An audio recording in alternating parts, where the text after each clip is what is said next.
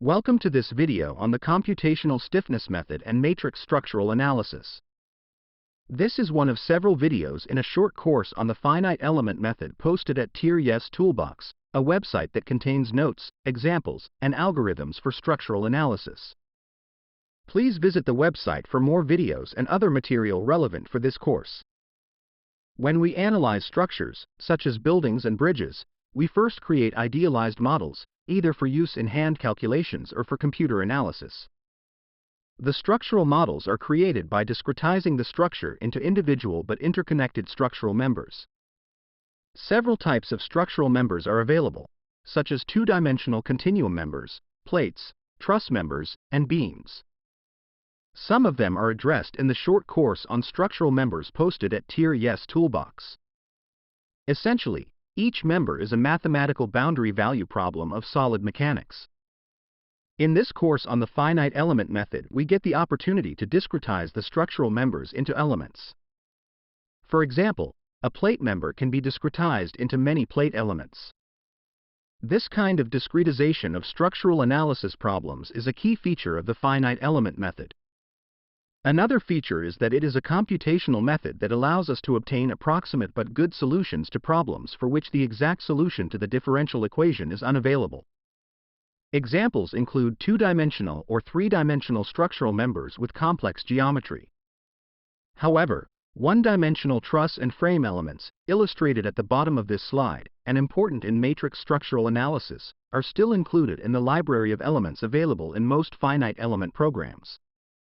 That point prompts the next slide, which shows a significant overlap between matrix structural analysis, the computational stiffness method, and the finite element method. A natural progression for learning the finite element method is to start by learning the stiffness method of structural analysis. That is a basic method, involving truss, beam, and frame elements, that is part of any undergraduate course in structural analysis. The next step is to understand the computational version of the stiffness method, which is essentially the same as matrix structural analysis. That is the topic in this video. It involves the assembly of the stiffness matrix and the load vector for the structure. Finally, we learn the finite element method, which is more mathematical in nature. What the finite element method brings to the table is a way to establish the stiffness matrix for each individual element by integration. That approach can be used for many more element types than what is covered in the basic stiffness method and a typical exposure to matrix structural analysis. However, the assembly procedure of element contributions to the stiffness matrix and load vector for the full structure is identical to the computational stiffness method and matrix structural analysis. The next slide mentions two concepts that are central in the finite element method. The discretized structure consists of finite elements that are connected to each other at so-called nodes that contain degrees of freedom. In structural analysis, the degrees of freedom are either displacements or rotations. The two-dimensional continuum element shown here has displacement degrees of freedom only in its plane. The plate element has out-of-plane displacement degrees of freedom as well as rotational degrees of freedom in its plane. Rotation is indicated by a double arrow, which means rotation about the axis of the arrow. We can think of a double arrow as a screwdriver that rotates in the direction it does when you fasten a screw to a wall. The bottom figure on this slide shows the most general frame element, with a total of 14 degrees of freedom, 7 at each end. In addition to displacement and rotation along all three axes, which adds up to 6 degrees of freedom, the warping degree of freedom for warping torsion is also shown here, as a double arrow. The degrees of freedom of a structural analysis problem are the primary unknowns. For specified loads on the structure, the degrees of freedom are solved from equilibrium equations. There is one equilibrium equation along each degree of freedom. From this, it is understood that the finite element method is a displacement method. That is because it is displacements and rotations that are the primary unknowns. It was just mentioned that the stiffness method is a good place to start before we learn the finite element method. The next slide illustrates the relationship between the two methods. Two equilibrium equations are shown in the upper left corner for a 2 degree of freedom problem. In the first equation, K11 is the force along degree of freedom number 1 required to get a unit displacement or rotation along degree of freedom number 1. U1 is degree of freedom number 1. K12 is the force along degree of freedom number 1 required to get a unit displacement or rotation along degree of freedom number 2. U2 is degree of freedom number 2. F1 on the right-hand side is the force along degree of freedom number 1 from externally applied loads. In short, the first equation expresses equilibrium along degree of freedom number 1. Similarly, the second equation expresses equilibrium along degree of freedom number 2. Below, the two equations are written in matrix form. K is the stiffness matrix, which contains the stiffness coefficients K11, etc. U is the vector of displacements and rotations. F is the load vector. Those facts are not new if you already know the stiffness method. What is new in this course on the finite element method is seen on the right-hand side. The principle of virtual work says that the internal virtual work in the structure must match the external virtual work from applied loads. If we apply the version of that principle, called the principle of virtual displacements, PVD, then that is implicitly an expression of equilibrium. For that reason, the principle of virtual displacements is utilized extensively in this short course on the finite element method. It is that principle that will help us establish the stiffness matrix and load vector for various elements by integration. That is the essence of the finite element method. Beyond that, the finite element method is really just an application of the stiffness method, so the equilibrium equations K times U equals F remain the governing equations. For that reason, the next slide is meant to reinforce our understanding of the stiffness method. That method is the subject of a video in the short course on the analysis of indeterminate structures posted at terje.civil.ubc.ca. When we apply the stiffness method in hand calculations, then we repeatedly use the fact that the stiffness coefficient Kij is the force along degree of freedom number I due to a unit displacement or rotation along degree of freedom number j. That definition is the reason why we establish the stiffness matrix by hand by first sketching the displaced shape of the full structure for a unit displacement along degree of freedom number j, with all other degrees of freedom clamped. Next, we determine the force along all degrees of freedom required to maintain that displaced shape. Those forces form column number j of the stiffness matrix. The formulas on the right-hand side of this slide show exactly the forces required to give a unit rotation or a unit displacement for each beam element. Similarly, for truss members, the force required to give a unit change in the length is EA over L. We do this for all degrees of freedom to establish all the columns of K in the end. We check that the stiffness matrix K is symmetric with only positive contributions on the diagonal of the matrix. Those properties, and the understanding of the stiffness matrix expressed on this slide, carry over to the finite element method. The next slide introduces an important concept in the computational stiffness method, which is essentially the same as matrix structural analysis. The final stiffness matrix and load vector for the structure is established not by setting degrees of freedom equal to 1 at a time, as we did on the previous slide, but rather by assembling contributions from the elements that the structure consists of. We do this in order to implement the stiffness method on the computer. In other words, the previous slide was for hand calculations. The present slide introduces the computational approach. Notice how the element marked with red is going through several transformations before it ends up in the final structure. Each of these figures is one element configuration. Each configuration is given a name in the next slide. The outline of the figure on this slide may be familiar to you if you have seen the videos on the analysis of members and cross-sections. That is because the stiffness method and matrix structural analysis is essentially addressing the boundary value problem of analyzing a full structure. As in many of the notes and videos posted in terje's Toolbox, equilibrium is on the left-hand side. Kinematic compatibility is on the right-hand side, and the two sides are linked with a material law. The objective in the next slides is to fill in the blanks of the figure on this slide. When we do that, you will notice that the material law equations are not stress-strain relationships, but rather force deformation relationships. For now, we focus on the notation for the different configurations. The basic element configuration has a minimum set of degrees of freedom. They can describe any element deformation, but no rigid body movement of the element. This configuration is important in nonlinear analysis of structures. The next configuration is called the local configuration. It is the same element, but now it has more degrees of freedom. In particular, degrees of freedom have been added in order to enable the element to undergo rigid body movement. Next is the global configuration. It is still the same element we are looking at, but this configuration introduces the element orientation in the global coordinate system of the structure. The next configuration is for the entire structure. The configuration referred to as all contains all degrees of freedom at all nodes of the structure, even those that will be removed when we introduce the boundary conditions for the structure. That is exactly what is done in the final configuration, where the fixed supports have essentially removed 6 degrees of freedom compared with the previous configuration. The next slide delves into the details of the transformation from one configuration to the next. It is arbitrarily selected to examine the transformation between the local and the global configuration, but the equations are identical for all other transformations as well. First, we recall that equilibrium is on the left-hand side. Kinematic compatibility is on the right-hand side, and the material law, which is actually a force deformation relationship, is at the bottom. The equations in the green circles we get for free. The equations in the red circles are derived on this slide.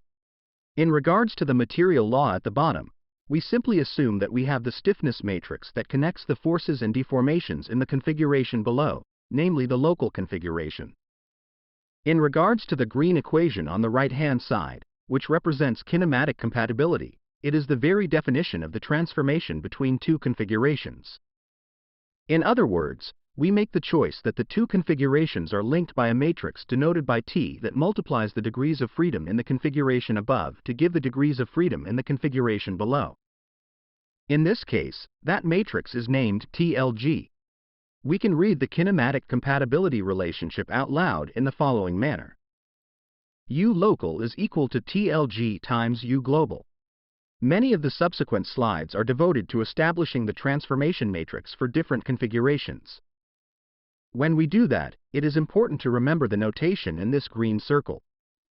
The degrees of freedom in the configuration below is a transformation matrix times the degrees of freedom in the configuration above. Next, we wish to derive the equilibrium equation in the red circle on the left-hand side. As seen in the lower left corner, we do that by using the principle of virtual displacements. The virtual work in the global configuration must be the same as the virtual work in the local configuration. We proceed by substituting kinematic compatibility into the last term on the left-hand side, followed by a reorganization of the equation. Next, we recognize that the virtual displacements are arbitrary. That means the only way the expression can be zero is if the parenthesis is zero. That is spelled out below. Next, we take the transpose of all terms. When we take the transpose of a vector matrix product, then the entities switch order. That leads to the final result shown here, and copied in the red circle above. We have now shown that the forces in the two configurations are related by the same transformation matrix that is linking the displacements, only transposed. This is an important result in matrix structural analysis. Carefully note the similarities as well as differences between equilibrium and kinematic compatibility. Kinematic compatibility says that the displacements below equals the transformation matrix times the displacements above. Conversely, equilibrium says that the forces above equals the transformation matrix transposed times the forces below. Finally, we address the force deformation relationship in the global configuration. As seen in the upper left corner, this is simply a matter of combining equilibrium, material law, and kinematic compatibility in exactly that order. The result is important. It shows that the stiffness matrix in the configuration above is equal to the stiffness matrix from the configuration below, but pre and post multiplied by the transformation matrix in the manner shown here. Notice the transpose. This is another important result in matrix structural analysis. What we learned on this slide is extended to all configurations on the next slide. As usual, the equilibrium relationships are on the left-hand side and the kinematic compatibility relationships are on the right-hand side. It also shows that the stiffness matrix in configurations above the basic configuration is obtained by the previously mentioned triple matrix product. Notice that the stiffness matrix for the configuration with all degrees of freedom of the structure is a summation over all elements of the structure. While this slide does not add any new knowledge, it highlights the important role that transformation matrices play in matrix structural analysis. It is important to know how to establish all the transformation matrices shown here, and that is covered in the next several slides. First, we address the transformation from the basic to the local configuration. The equation that defines the transformation matrix is shown here. It is the kinematic compatibility equation, which says that the degrees of freedom in the configuration below is equal to the transformation matrix times the degrees of freedom in the configuration above. It is because of that relationship that we must set the degrees of freedom in the configuration above equal to 1 at a time, to form column by column of the transformation matrix. This procedure is an echo from the procedure to establish the stiffness matrix by hand, addressed earlier in this video. However, for transformation matrices we work solely with displacements and rotations. When we used the same procedure for the stiffness matrix, then we were working with forces. To establish the first column of TBL, we set the first local degree of freedom equal to 1. That means a unit shortening of the element. Next, we ask the following question. What values do we need to impose on the basic degrees of freedom in order for the element to feel exactly the same deformation? Well, the element above felt a unit shortening. That means we have to set the first basic degree of freedom equal to -1 in order for the element to shorten. This is why you see the -1 in the transformation matrix. The two bending degrees of freedom are not activated to make the element feel the same below as it did above, which explains the two zeros in the first column. Next, we set the second local degree of freedom equal to 1. It is important to sketch that displaced shape, as is done here with a red line, because we now ask what values the basic degrees of freedom need to have in order for the element to feel exactly the same deformation. This case is challenging, but do you see how a rotation of 1/L is required at both ends of the basic element in order to make the element curve in the same way as it did above? The reason for the 1/L fraction is that the element chord rotates by that amount. In fact, a key to understanding this is to relate all deformations to the chord line, which is the straight line that runs between the two ends of the element. That is done because the basic configuration does not have degrees of freedom to make the displacement displace laterally. Before we leave this case, we make two additional points. One is that the two red lines in this slide are identical. The red line in the basic configuration was created by copying and pasting the line above, followed by a slight rotation of that object. The second point is about the minus sign before 1/L. It appears because the rotational degrees of freedom are defined positive clockwise. In contrast, it is necessary to apply a counterclockwise rotation in order to get the deformation shown by the red line. The other columns of the transformation matrix are established in a similar manner. The next slide addresses the transformation from the local to the global configuration. The kinematic compatibility equation is included also on this slide, because that is the equation that really defines the transformation matrix. It is because of that equation that we set the global degrees of freedom equal to 1 at a time. To that end, we set the first global degree of freedom equal to 1 in order to establish the first column of the transformation matrix. The result is the red line in the figure above. The question to ask now, in order to form the first column of the transformation matrix, is what values we need to impose on the local degrees of freedom in order to make the element feel exactly what it feels above. That answer is a rightwards displacement along the first degree of freedom equal to cosine theta, and a downwards displacement along the second degree of freedom by sine of theta. The second degree of freedom is positive upwards, which explains the minus sign before the sine function in the first column of the transformation matrix. The other columns of the transformation matrix are established in a similar manner. The next two transformation matrices are easier, in the sense that they contain only ones and zeros. On this slide, notice that we are addressing the inclined element.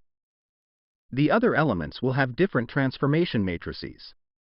Based on the kinematic compatibility relationship shown here, we start by setting the first structural degree of freedom equal to 1 in order to establish the first column of the transformation matrix. It turns out that this does not give any deformation of the inclined element. That explains the zeros in the first column of the transformation matrix. We move to the fourth degree of freedom of the structure in order to see something more interesting. When the fourth degree of freedom of the structure is set equal to 1, the inclined element feels the same displacement along its first degree of freedom. This is why the first component of the fourth column of the transformation matrix is equal to 1. None of the other degrees of freedom of the element are affected. The other columns of the transformation matrix are established in a similar manner. The next slide shows a case that is very similar. The first degree of freedom in the final structural configuration is the same as the fourth degree of freedom below. This explains the number 1 in the fourth position of the first column of this transformation matrix. The other columns of the transformation matrix are established in a similar manner. Once all the transformation matrices are established, we address the assembly of the stiffness matrix with contributions from all elements. If we use the relationships derived earlier, the stiffness matrix is a sum of contributions from basic stiffness matrices that are pre- and post-multiplied by transformation matrices. The expression shown on this slide is the result of combining all configurations from the previous slides.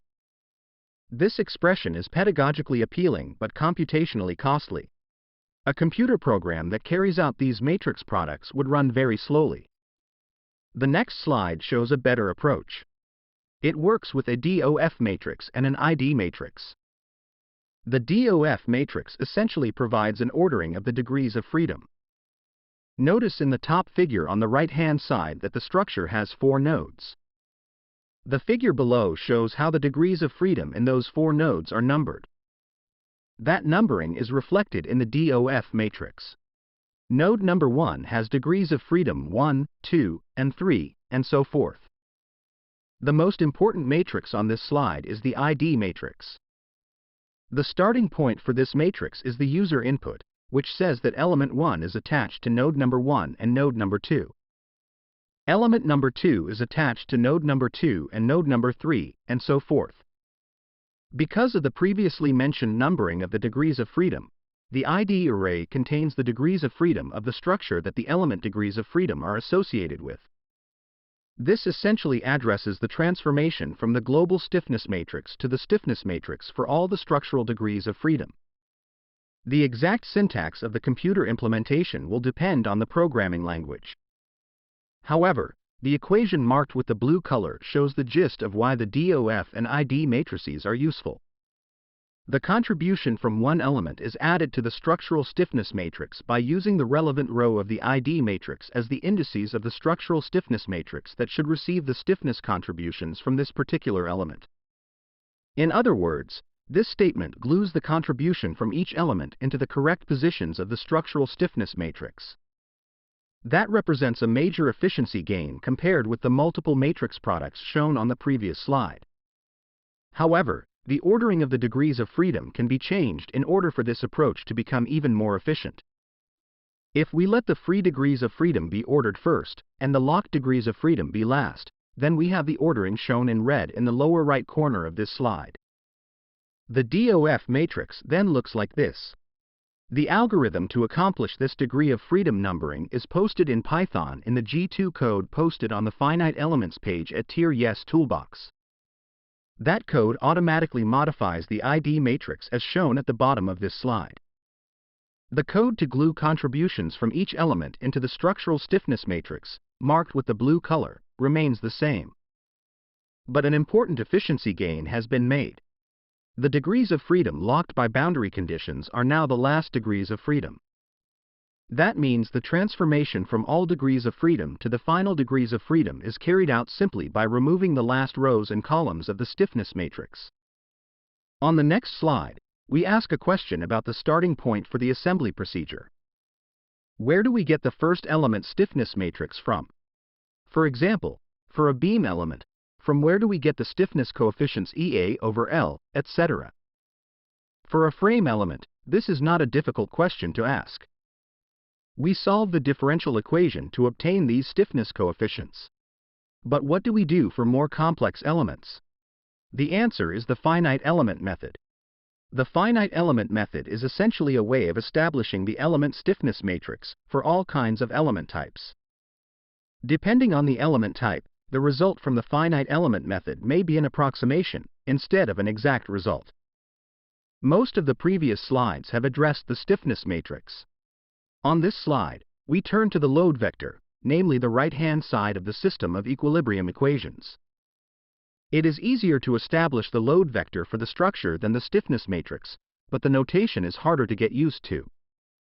Let us first make the following statement.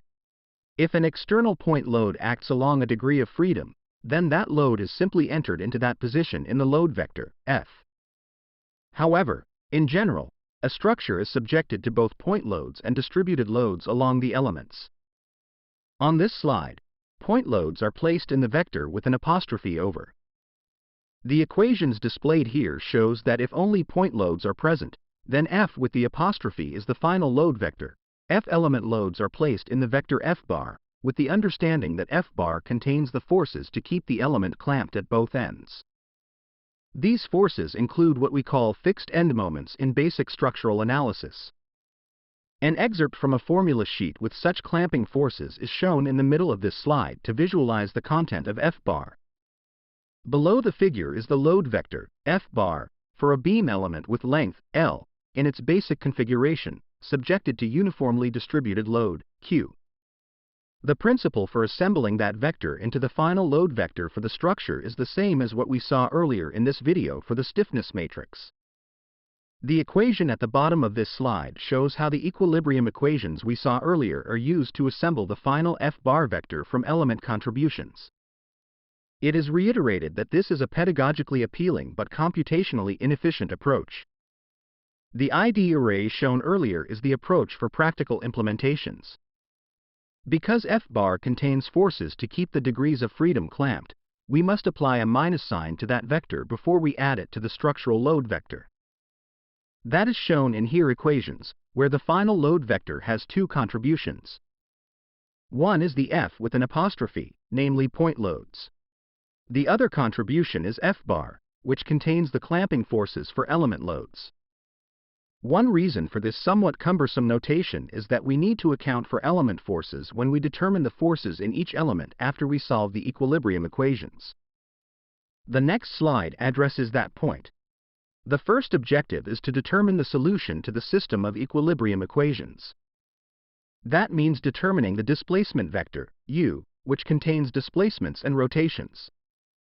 As shown in the first equation, it is possible to invert the stiffness matrix and multiply it with the load vector in order to find the solution. However, this is computationally inefficient and never done in practical implementations. Instead, we employ one of many equation solvers available in numerical analysis packages. Such built-in solvers are employed in the Python code for structural analysis posted at terje.civil.ubc.ca. Toolbox. Once the displacements in the final structural configurations are determined, we turn our attention to element forces, in order to determine bending moment diagrams, etc. To that end, we first determine the element displacements. That is done by utilizing the kinematic compatibility equations shown earlier in this video. The successive multiplication of transformation matrices links the basic displacement vector with the final displacement vector, as shown here. Next, we utilize the force deformation relationship for the element in its basic configuration. However, this is not as easy as saying K times U equals F, because that would miss the element forces covered on the previous slide. In fact, this is the reason why the vectors F bar and F with an apostrophe were carefully defined on the previous slide. The equation shown here is identical to what was written on the previous slide for the final structural configuration. It shows that the ultimate end forces in each element is K times U plus F bar. If you go back to the previous slide, then you will find that these element end forces are comparable to the F vector with an apostrophe, which indeed contained forces along the degrees of freedom. If you are familiar with the slope deflection equation from basic structural analysis, shown here on the right-hand side, then you will find that to be an identical calculation. The left-hand side of the slope deflection is the end moment. On the right-hand side, the fraction 2EI over L is the stiffness, comparable with K basic. The parenthesis with three terms contains displacements and rotations, which is exactly what U basic contains. The last term in the slope deflection equation is the fixed end moment, which is exactly what F bar is. The computational stiffness method and matrix structural analysis have additional capabilities not addressed in this video, but covered in the documents posted at terje.civil.ubc.ca. One of those topics is static condensation. That means removing degrees of freedom without locking them. This contrasts with the transformation from all structural degrees of freedom to the final structural configuration addressed earlier. The effect of that transformation is that the rows and columns of the stiffness matrix associated with degrees of freedom that are fixed by boundary conditions are simply removed from the stiffness matrix. Static condensation is different. Rows and columns of the stiffness matrix are removed, but the degrees of freedom are still free. This is helpful in several situations, including the development of superelements where internal degrees of freedom are removed while still being free. Another topic is support settlements and imposed displacements. That is easily addressed in the computational stiffness method. It is also easy to include springs, which essentially means adding stiffness values at certain positions in the stiffness matrix. Another possibility is to make one degree of freedom directly dependent on the displacement along another degree of freedom. One example of a degree of freedom dependency is a roller support that rolls along an inclined angle. In that case, the vertical displacement is directly dependent on the horizontal displacement. The introduction of one dependency like that reduces the size of the stiffness matrix by 1. Thanks for watching this video. Please visit terje Toolbox for more videos and more material relevant for the modern structural engineer. See you soon.